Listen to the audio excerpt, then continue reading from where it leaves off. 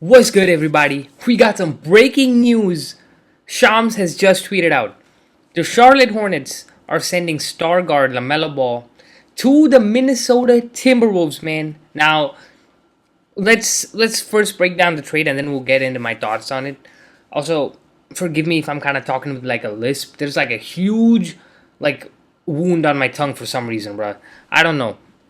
LaMelo Ball and Josh Green to the Timberwolves for Naz Reid, a 2033 unprotected first round pick, three first round pick swaps, and three second round picks. So 2028, 2029, 2030 next. So that's in 2 years, 3 years, and 4 years. And then second round picks, that's fine. 2033 first round pick. Now, this is probably the real only like I'd say pick that they've given up because pick swaps. I think the Wolves will still be competitive in 2028, 2029 until 2030 if they can convince Ant and LaMelo to resign, which I think they will. But Naz Reid, they had to get rid of him for contract reasons. Other than that, he's a fantastic player, but he hasn't been the most reliable in my opinion. Like a lot of times in the playoffs, I expect him to perform, but he ends up putting like 12 points or something like that. So W trade, in my perspective, LaMelo Ball to the Wolves. Now, the real test is going to be seeing, okay, this is the graphic, right? The real test is going to be seeing if both of them, or not both of them, if LaMelo actually has what it takes to play meaningful basketball. And normally, in Charlotte, he's just kind of doing whatever he wants, right? He has the ultimate green light.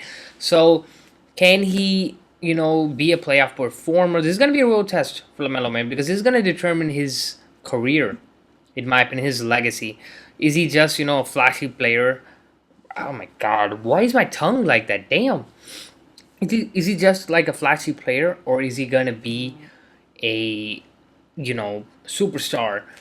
And this is really is the moment that's gonna define it for LaMelo. And one thing that I'm kind of stuck on is if they are going for LaMelo, why did they end up re-signing Io for like 5 years, 112 million? Now I don't know about that contract. I don't know where that stands right now because you got Ant and LaMelo backcourt.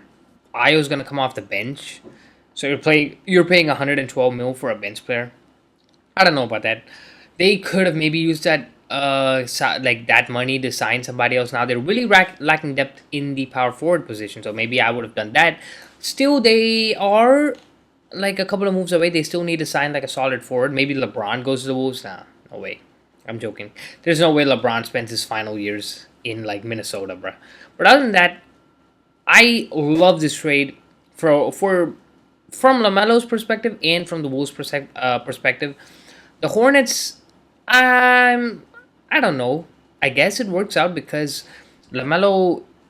I think they were doing fine without Lamelo, and now they get back Naz Reid, and they can kind of build off him. Him, Kanapu, and from Charlotte's perspective, that's pretty much all they could have gotten. I feel like for Lamelo.